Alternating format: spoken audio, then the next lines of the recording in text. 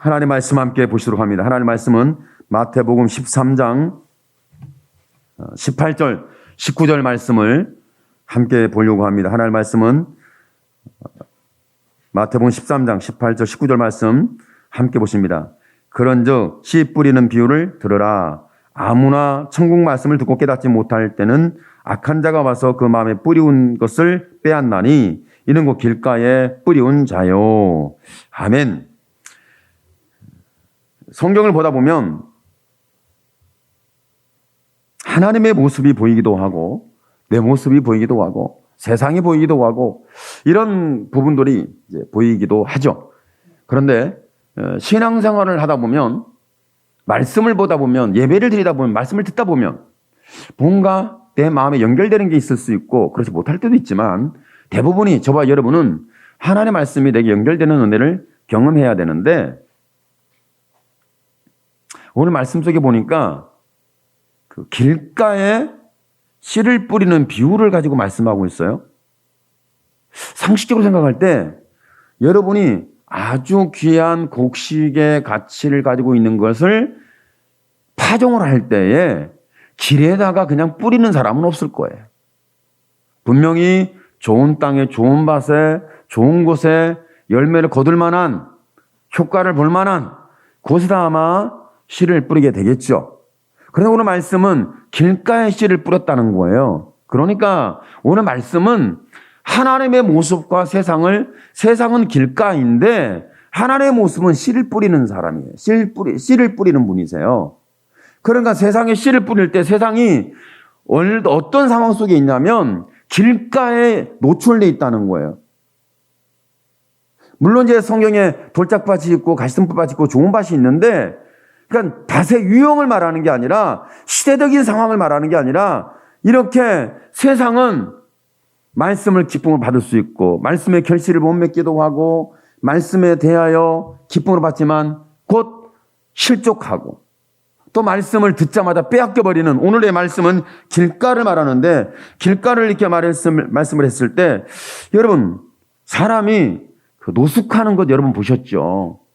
저는 노숙하는 사람을 보면서 이런 마음이 생겨요. 저 사람들이 사지멀쩡해가지고 왜 지하철 있는 데다가 거기에 박스 깔고 누워서 저렇게 잠을 자시지? 물론 다 이제 쫓아내니까 그 시간이 되면 다 밖으로 나가요. 다 그 출퇴근 시간이나 뭐 이렇게 되면 사람들이 이제 지하철을 사용할 수 있는 그런 상황이 되면 다 쫓아내요. 그리고 이제 문을 닫을 때가 되면 또 사람이 다 들어와요. 지하철에서 이렇게 노숙하는 분들을 보면서 길거리에 노숙하는 거죠. 저렇게 사지가 멀쩡하신데 어떻게 보면 몸에 장애가 있어서 그럼에도 불구하고 경제활동을 해서 자기 삶을 살아내려고 열심히 노력하는 사람이 있는데 살아내는 사람이 있는데 저 사람들은 왜 저렇게 살까? 원망의 대상이 불평의 대상이 되기도 하고 조롱의 대상이 되기도 하고 아마 지탄을 받는 대상이 되죠. 그러니까 저와 여러분이 보면 그런 거예요. 아니 사지 멀쩡할 때 열심히 살아야지 땀 흘리고 살아야지 열심히 벌어야지 왜 저렇게 절망과 좌절 속에서 자기 인생을 자포자기 하고 저렇게 살까? 그리고 저 추운 곳에서 발발 떨면서 저 더운 곳에서 땀을 추추추 흘리면서 옷도 갈아입지 못하고 씻지도 못하고 저렇게 왜 살지? 이해가 안 되죠? 그러니까 우리는 이해를 못하는데 저렇게 사는 사람은 또 나름대로 이유가 있는 거예요. 그러니까 길이 성경적으로 봤을 때 길에서 노숙하는 사람이 발견되는데 성경에 야곱이라는 사람이 있죠. 야곱이 집에서 어머니 품에서 굉장히 따뜻하게 자랐던 아들이에요. 그렇게 엄마 품에 자라던 이 아들이 오늘 갑자기 형하고 형제판에 이제 장자권, 세습, 축복권 뭐 이런 것 때문에 다툼이 일어나 충돌이 일어났어요. 그러다가 이제 두 아들 다 잃을 것 같으니까 야곱을 내보내는데 삼촌 라반 집으로 가서 살아라 보내요.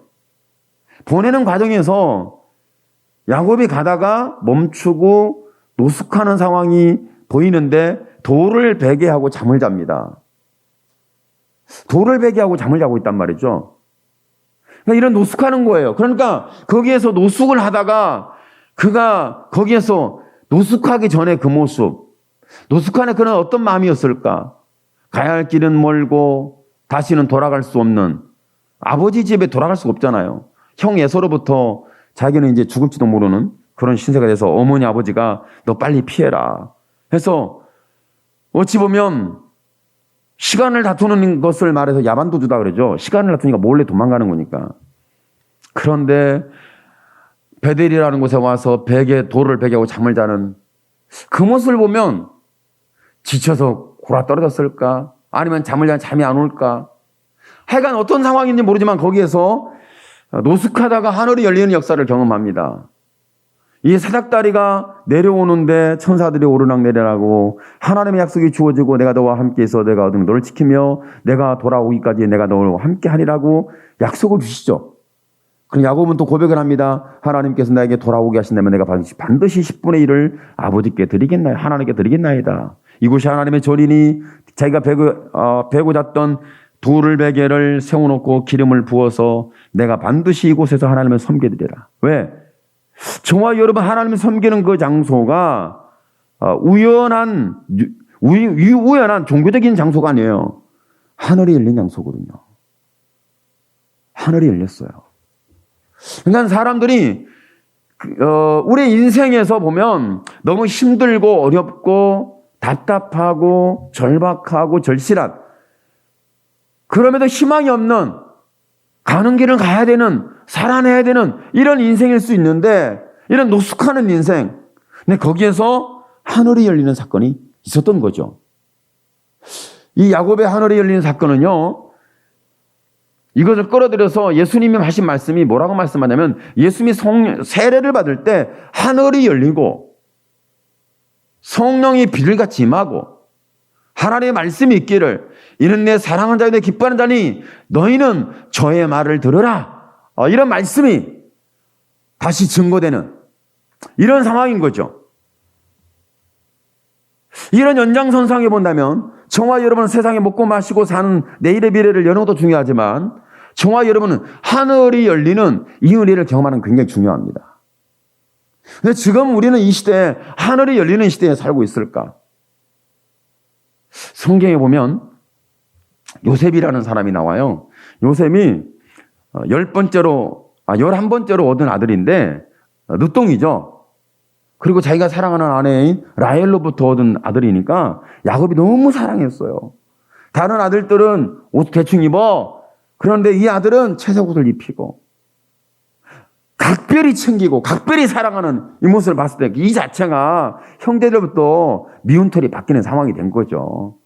그런 상황이 됐는데, 그런데 요셉이 이런 상황을 받다 보니까 아버지한테 할 때 형들이요 얼마나 땀 흘리고 고생하고 힘든지 아세요? 아버지가 이해해 주셔야 돼요. 어리니까 몰라서 그런지 어떤지 모르지만 이렇게 긍정적인 형들 편에서 형들을 위해서 말하는 게 아니라 형들을 비방하는, 형들을 비판하는, 형들에 대하여 사실적인 부분, 왜곡적인 건 아니지만 사실적인 걸 얘기한다 할지라도 어떻게 얘기하냐면 아버지한테 고자질을 한 거예요. 고자질. 일로 바치는 거죠. 얼마나 고자질을 잘하는지 몰라.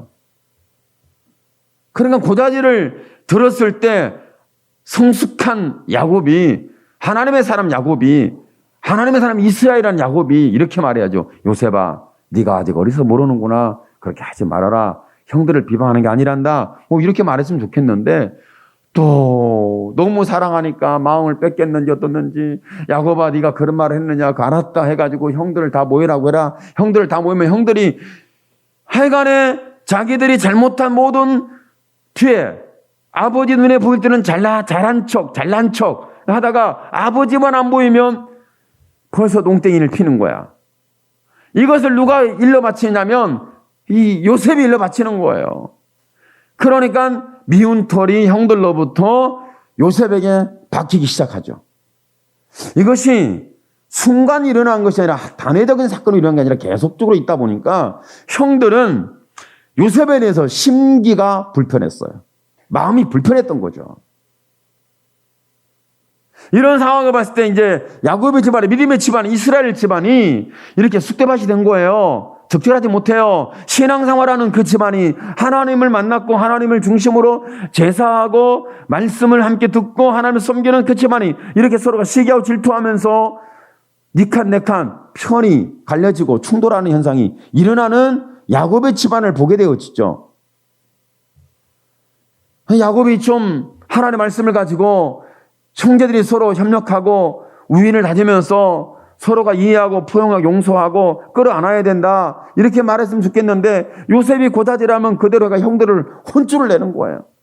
그러니까 요셉이 상당히 미웠어요. 10 형들이 요셉 하나 때문에 항상 심기가 불편한 거예요. 집안이 요셉 때문에 항상 아버지 눈치 봐야 되고 그리고 집안이 항상 어두워. 왜? 고자질하는 사람 하나만 있으면 이게 집안이 어둡거든요. 엄마가요, 아빠가요, 누나가요, 언니가요, 형아가요, 누가요. 일을 바치면 서로가 이간질 되는 거거든요. 이간질의 사건. 사실적인 이야기예요. 그러니까 요셉이 형들이 하지 않은 일을 만들어낸 것이 아니라 사실적인 이야기였죠. 그 고자질은 이간질의 사건이 돼서 아버지와 10 아들의 관계가 어색해지고 그리고 요셉은 미운 털 박혀서 형들에게 미움을 독차지하게 되는 이런 상황이 야곱의 집안이었어요. 근데 이런 집안에 하나님께서 요셉에게 어느 날 갑자기 오시더니 자는데 꿈을 꾸는 데 있잖아요. 하늘의 11별이 자기에게 절하고 해와 달이 절하는 걸 꿈을 꾼 거예요. 나중에 볕단이 12볕단이 있는데 11볕단이 쫙 일어나더니 요셉의 볕단 앞에 다 절을 꼬박꼬박 하는 거예요. 근데 이런 얘기를 서로 좋은 관계에 있을 때 얘기를 해도 시기 질투가 이런 거 배가 살살 아플 텐데 이렇게 미운 털 박힌 사람이 말하면 왠지 더 싫은 거 있잖아요. 여러분 그렇지 않습니까? 저 사람 정말 죽도록 미워. 근데 말하는 것도 미워. 행동하는 것도 미워. 뭘 먹어도 미워. 뭘 말해도 미워. 뭘 행하는 것 자체가 미워. 있는 존재 자체가 그냥 속상해. 뭐 그런 상황이 된 거 아니겠습니까? 근데 그가 하나님의 꿈을 꿨다고 얘기를 해요. 그러면 10 형이 요셉의 꿈을 하나님의 꿈이구나. 하나님의 꿈을 줬구나. 그렇구나. 이렇게 좀 공의적으로 객관적으로 신앙적으로 하나는 관계적으로 이해하고 받아들이고 말했으면 좋겠는데 그렇지 않은 거죠. 아니 저놈이 우리가 그럼 너한테 절한단 말이야? 야곱도 그랬죠. 아니 네 엄마 아빠가 말이야 너한테 절한단 말이야? 뭐 이런 그냥 적절하지 못한 그런 상황으로 이해를 했죠. 이것을 뭘 말씀하고 있냐면 여러분 하나님의 꿈에 대해 받아들이지 아니하고 왜곡되게 여기고 그리고 거리를 두고 외면하고 마음이 다치고 생각해서 이건 말이야 그건 아니지 이렇게 이제 뭔가 어둡고 캄캄한 그늘진 사건들이 야곱의 집안만 있는 게 아니라 오늘날 교회도 있고 우리의 마음도 있고 우리의 가정도 있고 우리의 인생 삶 속에 이런 일들이 굉장히 많이 일어납니다. 오늘 세상은 저와 여러분이 복음을 주면 예수 믿는 믿음에 대해 얘기하면 세상 사람들이 그렇군요. 참 좋겠습니다. 행복하겠군요. 나도 언제가 기회가 되면 나도 예수 믿을게 교회 갈게요. 이렇게 긍정의 반응이 일어난 게 아니라 너나 잘하세요. 너네들끼리 천국 가든지 말든지 하세요. 이게 굉장히 안티그리스도 운동이 강력하게 일어나고 있는 시대가 아닙니까? 그도 그럴 것이 옛날에는 세상 눈치를 살살 봐가면서 복음을 전했는데 요즘은 그 교회가 눈치도 안 봐요. 극우 기독교라고 들어보셨어요? 5월 19일이 무슨 날이죠? 5월 19일이 석가탄신일이었어요. 그때 연동 행사도 막 하겠죠. 그런데 거기에 목사님과 다른 성도들과 다른 어린아이까지 막 동원해가지고 거기서 예배를 드리고 찬양을 하고 예수 천다, 불신치요 막 이걸 외친 거예요. 그걸 들었을 때 불교계에서만 타 종교, 이방 종교에서만 아니 너희들끼리 잘 믿어. 왜 우리를 간섭하고 그래? 이런 상황으로 말하는 게 아니라 기독교 내부에서도 이건 적절하지 않다. 그러면 안 된다. 여러분은 어떻게 생각하세요? 여러분은 그거 당연한 거지. 정당한 거야. 그래야지. 그렇게 해야 돼. 그렇게 해서라도 복음을 지나야 되고 그렇게 해서라도 이방 종교를 마치 기드온이 바알신의 신상을 갖다가 도끼에 찍어버린 것처럼 그렇게 해야 되는 거야. 지금 그렇게 도끼로 찍고 그러면 이런 걸 어떻게 이해해야죠? 복음을 전하는구나. 그렇지. 하나님 말씀을 순종하는구나. 하나님의 사명을 따라 사는구나. 이렇게 우리가 이해하기보다는 이건 제가 조금 극단적이고 너무 강력한 표현일지는 모르겠는데 여러분 이 부분은 조금 이해하고 마음을 넓게 들으세요. 이건 일종의 종교 테러예요. 종교적인 테러라고. 그러면 그 사람들이 예수 믿고 나 그때 예수 믿겠습니다. 그럴 수 있을까요? 이런 상황을 보면서 우리 교회와 기독교의 복음은 이미 노숙자가 된 거예요. 길거리에 우리는 이미 사람들이 길거리에 우리를 몰아낸 거죠. 사회로부터 우리를 몰아낸 거잖아요. 그러니까 우리의 사는 이 사회로부터 기독교를 안티 그리스도 운동이 일어나면서 우리를 자꾸 사회에서 밀쳐내는 거예요. 너희끼리 밀쳐내는 거죠. 그러면 저와 여러분 우리는 지금 길거리에 노숙하고 있는 상황인 거죠. 미운 털이 바뀌었습니다. 원망을 듣습니다. 불평을 듣습니다. 사회의 악이고 사회의 죄악이고 아이고 예수 믿는 쟤들 때문에 우리는 불행해져. 예수 믿는 쟤들 때문에 교회 때문에 세상은 어지럽고 혼돈스러워. 이런 말을 듣고 있는 자체를 우리는 지금 노숙하는 신앙, 노숙하는 교회, 노숙하고 있는 몸으로 보이는 거죠. 우리가 삼촌집을 가는 야곱처럼 가고 있는지 아니면 요셉처럼 꿈을 꾸려고 한 건 아니지만 꿈을 하나님 주셔서 그런 건지 해가 모르겠습니다. 요셉이 금식을 하고 제사를 잘 드리고 신앙을 잘하고 인격적이고 정말 성품적으로나 그의 신앙적으로나 사회에 영향을 주고 형제들에 영향을 주고 좋은 사람이니 저 사람이 하는 말은 옳도다 이렇게 들어줄 만한 이런 정상적인 사회적 관계가 있을 때도 들을까 말까인데 이런 서로 미운 털 박아놓고 심기가 불편한 관계가 됐는데 거기서 하나님의 꿈을 주셨다고 하나님의 꿈의 얘기를 했을 때 과연 요셉 형제 듣겠냐고요. 하나님이 주신 건 맞습니다. 하나님의 꿈을 꾸게 하신 건 맞습니다. 이 말씀을 통해 봤을 때 그런 거죠. 저와 여러분의 신앙생활 속에서 하나님이 주신 은혜가 있습니다. 어떤 은혜가 있냐면 우리가 이게 노숙하고 있는 그런 모습, 세상으로부터 거리가 생겼고 세상 우리를 받아들이지 않고 용납하지 아니하고 안티그리스도 운동이 일어났음에도 불구하고 저와 여러분의 인격이 성숙하지 못할 수도 있습니다. 요새처럼 세상의 죄악에서 고다질하는 얼마나 우리 기도할 때 고다질 기도를 많이 하는지 몰라요?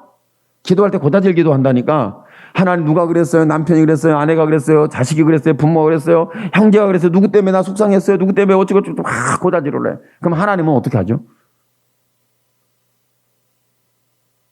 하나님은 어떡할까?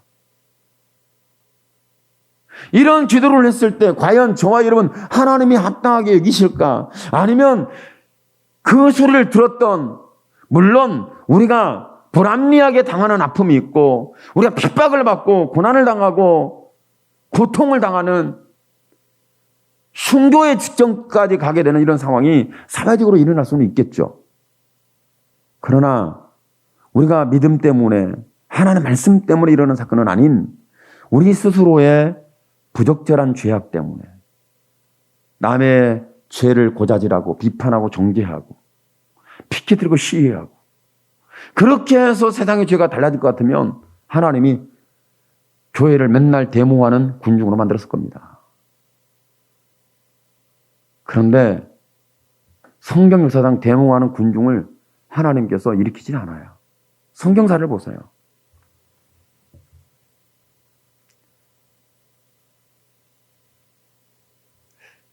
그 기드온 때 미리암이 군사를 일으켰어요. 기드온 때. 그때 이스라엘이 다 뺏기고 도둑맞고 강제로 모든 것을 강탈해가는 그런 수모를 겪고 있는 시대였거든요. 그때 수가 미리암 군대하고 이스라엘 군대하고 봤을 때 군대가 미리암이 훨씬 많았어요. 미디안이 훨씬 많았어요. 군대가 미디안 족속이 너무 많았어요. 근데 하나님께서 이스라엘 사람들이 모였는데 야, 그거 너무 많다. 기도이 너무 많다는 거예요. 돌려보내라는 거예요. 1차 돌려보내는데 또 보니까 더 많대. 2차 또 돌려보내래. 돌려보내고 나니까 남은 사람들이 몇 명이야? 300명이에요. 그래서 이 300명을 대부분 행할 때 믿음 좋고 능력 있고 실력 있고 영적이고 대단한 사람들이다. 막 이렇게 얘기를 해요. 그 사람은 일당 천에 일당 만에 막 대단한 용사들이다. 막 이렇게 얘기를 하죠. 근데 실제로는요, 그렇지 않았던 겁니다. 실제로는 300명은 오합지졸이에요. 전쟁을 치를 만한 그런 사람들이 아니에요. 용사들이 아니에요. 실력 있는 사람들이 아니에요. 능력 있는 사람들이 아니에요. 300명? 미디안 군대하고 전쟁을 하면 이건 백전백패가 될 수밖에 없는 상황이 있었던 거예요.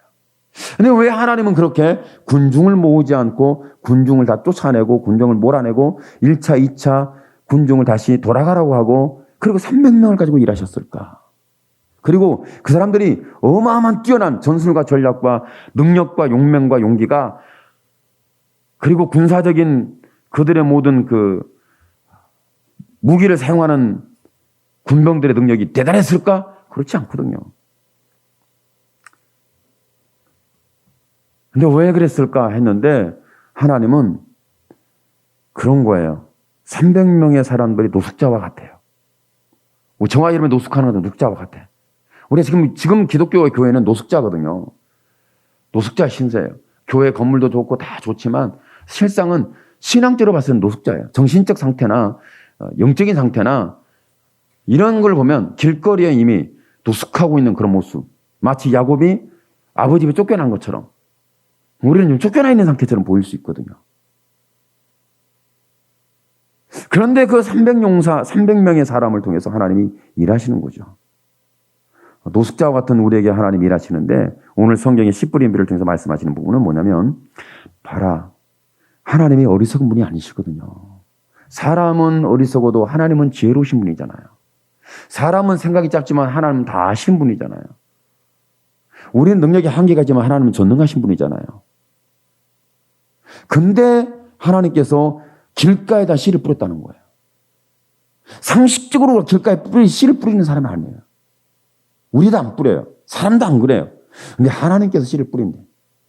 그런데 성경에서 이 말씀은 노숙자와 같이 세상으로부터 버림받았던 아니면 요셉과 같이 세상이 받아들이지 않던 꿈을 꿨는데 말씀을 받았는데 사명을 받았는데 나를 안 받아들여요. 세상이 이해 못해요. 여러분의 신앙을 누가 이해해 주겠습니까? 누가 받아주겠습니까?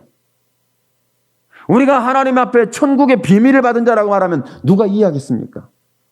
그러니까 이런 상황 속에 이 사람마다도 부정적, 저 사람마다도 부정적, 이 사람 저 사람들이 신앙생활 하는 거에 대해서 굉장히 우리가 마치 죄악에 축인 것처럼 요즘 세상은 기독교, 교회는 마치 죄악의 죄악 덩어리인 것처럼 오해가 될 수 있는 것은 왜 그러냐면 우리 노숙하고 있으니까 맨날 경쟁하고 맨날 충돌하고 매일 부딪히고 맨날 펜가르고 그러면서 이 교회가 지금 굉장히 살얼음판 같은 그런 상황이 됐다 보니까 세상으로부터 우리를 노숙하는 신앙 이런 게 보이는 거죠. 그런데 이렇게 우리가 봐도 교회들과 우리의 신앙과 세상 사회로부터 우리는 이렇게 길거리에 내쫓김을 받는 같은 이런 상황 속에 있는 길거리의 신앙이고 노숙하는 신앙이고 노숙자는 영혼이 되었음에도 불구하고 오늘 하나님 뭐라고 말씀하냐면 내가 너희에게 내 말씀 주는 것을 멈추지 않았다는 거예요. 천국의 비밀을 저와 여러분에게 말씀하는 것에 대해서 멈추지 않았다는 거예요. 하나님의 구원의 은혜에 대하여 하나님은 우리에게 멈추지 않고 계속해서 우리가 외면하고 우리가 상처받고 우리가 미운 털 박히니까 거부를 당하니까 요셉이 꿈 얘기했을 때 형들은 어떻게 거부했습니까? 여러분 보세요. 아버지가 요셉에게 심부름을 시켰는데 심부름을 들었을 때 어떤 역사가 일어나냐면 형들한테 먹을 거 갖다 주는데 꿈꾸는 자가 오는구나 해가지고 잡아가지고 사자가 찢어먹었다. 들짐승이 찢어먹었다고 해가지고 한 것처럼 짐승 피를 묻혀가지고 옷을 다 찢어놓고 그리고 요셉을 구덩이에다 던져버렸어요. 이런 상태가 되지 않습니까? 꿈을 꾸는 자가 오는데 꿈꾸는 자를 구덩이에 던져보고 하는 말이 하나님이 어떻게 하는가 한번 보자. 하나님이 어떻게 하는가 보자.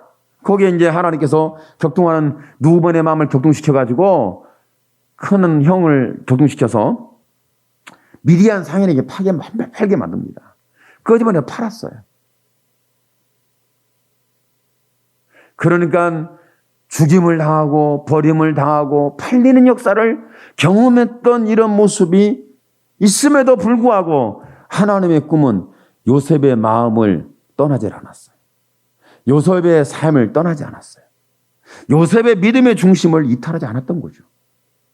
이것이 바로 천국의 비밀을 우리에게 끊임없이 너가 사람들로부터 버림을 당하고 너가 사람들로 팔림을 당하고 사람들로부터 인정과 존중을 받지 못하는 버림당하는 신세가 되었다 할지라도 내가 너에게 구원의 말씀인 천국의 말씀을 주는 것에 대해서 끊임없이 쉬지 않고 주셨다고 하는 것을 말씀하고 있는 부분이죠. 그렇습니다. 하나님의 사랑은 이렇게 저와 여러분을 향해서 분명해요.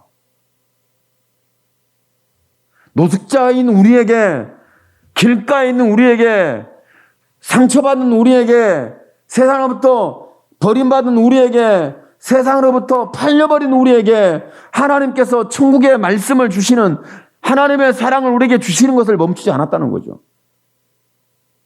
상처받았는데 우리가 어디서 위로를 받겠죠? 버림받았는데 어디서 우리가 존재감을 얻겠죠? 이렇게 고통하는데 우리가 어디서 우리가 짐을 내려놓을 수 있겠습니까? 절박해 있는 우리가 언제 자유할 수 있겠습니까? 가능성이 없어요. 하나님 말씀, 예수님 말씀하는 거예요. 씨 뿌리는 비유를 들어라. 길가에 있는 너희, 노숙하는 너희, 버림받은 너희, 상처받은 너희, 세상으로부터 너희를 받아들이지 않고 너희가 내 말씀을 받았고 천국의 비밀한 복을 받았음에도 불구하고 세상이 너희를 오해하고 마음을 닫아서 심지어는 저와 여러분까지라도 하나님의 말씀에 대해서 마음이 닫혀 있을 가능성이 높아요. 그런데 하나님께서 말씀하는 걸 멈추지 않았다는 거예요. 하나님이 저와는 포기하지 않았다는 거예요. 하나님이 저와 여러분을 놓지 않았다는 거예요. 이것을 오늘 성경은 말씀합니다. 내가 끊임없이 길가에 말씀을 길가에 노숙하고 있는 영혼의 심령과 삶에 대하여 내가 너에게 약속의 말씀을 주는 것을 멈추지 않았다. 이것이 하나님의 사랑입니다. 세상에서 우리에게 어떤 말을 줄지 모르겠습니다. 세상에서 저와 여러분의 마음을 어떻게 위로해 줄지 모르겠습니다. 우리를 불쌍히 여길까요? 우리를 측은히 여길까요? 우리를 국률히 여길까요? 우리를 붙잡아 주실까요? 그렇지 못할 가능성이 높습니다. 이렇게 그러다 보니까 우리는 세상으로부터 이미 이탈되어 있는 버림받은 같은 그런 상황이 있음에도 불구하고 요셉이 형들도 버리는 받았잖아요. 팔아버렸잖아요. 그리함에도 불구하고 하나님께서 요셉에게 모든 적절하지 못한 그런 상황이 있을 때도 하나님이 오셔서 말씀해 주시고 그를 붙잡아 주시고 하나님의 꿈이 그를 떠나지 않았다는 거죠. 다시 말하면 하나님이 그를 떠나지 않았어요. 이것이 요셉을 향한 하나님의 사랑이 아니라 오늘 저와 여러분을 향한 하나님의 사랑으로 하나님 말씀하고 있습니다. 세상은 이미 우리를 안 받아들일 거예요. 제가 보니까 그러더라고요. 어느 목사님이 대화를 하다 보니까 어느 목사님이 그러더라고요. 어느 목사님이 지금 모더니즘 시대에는 이렇게 해라 저렇게 해라 말을 잘 들었어요. 그런데 포스트 모더니즘 시대는 이렇게 해라 저렇게 해라 말은 왜 그러세요 꼰대같이 이렇게 이제 안 받아들이는 지금 상황이 된 거죠. 지금은 저와 여러분이 이런 시대 속에 있는 거예요. 모노니즘 시대와 포스트 모노니즘 시대에 이렇게 있다 보니까 모노니즘 시대는 이렇게 하세요. 아빠가 말하면 네 그랬어요. 좀 마음에 안 들지만 알았어요. 그런데 지금은 얘한테 이렇게 해라 그러면 싫어요. 안 해요. 못 해요. 틀렸어요. 왜 그래요? 내가 왜 해야 돼요? 이렇게 반박하는 시대이기 때문에 굉장히 힘들어요. 이런 굉장히 그 개인주의가 팽배한 부모의 그 신앙과 삶을 그대로 받아들이는 지금 상황, 사회 상황은 아니에요. 그러니까 반대적인 상황이 일어날 수도 있어요. 그래서 어느 목사님이 아들에게 그래도 예배를 잘 드려라, 기도해라, 이런 신앙생활, 저런 신앙생활, 이 말, 저 말 다 얘기를 해주는데 아들이 듣다가 이제 아들이 맨 처음에는 알았어요 하다가 너무너무 이야기하니까 잔소리가 돼가지고 이제 아버지의 말을 안 받아들이는 거예요. 거부하는 거예요. 어렸을 때는 네 했어요. 근데 성장해서 경제활동이 되고 밖에 나가서 내가 경제활동하면서 살 수 있는 그런 상황이 되면 네 되겠습니까? 이제 나 컸으니까 내가 알아서 할 테니까 걱정하지 마시고 말하지 마세요. 말 자체가 난 스트레스니까 이런 상황이 되겠죠. 그래서 그러다가 그래도 아들에게 신앙적인 복음적인 이렇게 믿음으로 살아 천국 가야 된다. 천국의 비밀이 그렇다. 구원의 비밀이 이런 거다. 하나님은 우리를 사랑한다. 막 얘기를 했는데 이 아들에게는 들리지 않은 거죠. 그러니까 아들이 너무너무 나중에는 힘드니까 가출을 해버렸어요. 그래도 또 안 되다 싶으니 돌아왔어. 돌아왔는데 또 이제 그래도 어떻게 가출할 수 있니? 이제 했겠죠. 그러니까 돌아왔을 때는 따뜻한데 아들아 잘 왔다 이렇게 받아주면 좋은데 왜 가출했니? 그러면 안 된다. 인생을 그래도 살면 되겠니? 잔소리를 하고 아마 정의의 기준을 들이대면서 인생을 사는데 지금 1, 2년 살 것이냐? 평생을 살 건데 그러면 그렇게 되면 신앙생활 천국 가야 되는데 또 이제 오자마자 또 그런 소리가 들어지니까 이 아이가 너무 상처가 되니까 힘드니까 이제 하루 이틀은 들어줬는데 계속 그게 쌓여가니까 물론 이제 아들의 행위도 적절하지 않겠죠. 고다질하고 삐딱하고 그리고 예배도 잘 안 드리고 집에 들어오는 시간에 12시 새벽에 들어오고 그러니까 이 목사님은 엄청 스트레스가 됐겠죠. 율법주의인지 아니면 신앙의 삶의 인생의 기준인지 충돌이 됐어요.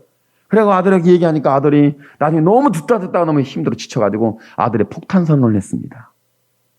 뭘 하겠게? 여러분 폭탄 선언 안 해봤어요? 해봤죠? 뭐라고 하는지 아세요? 아마 나 이스라엘로 개종할 거야.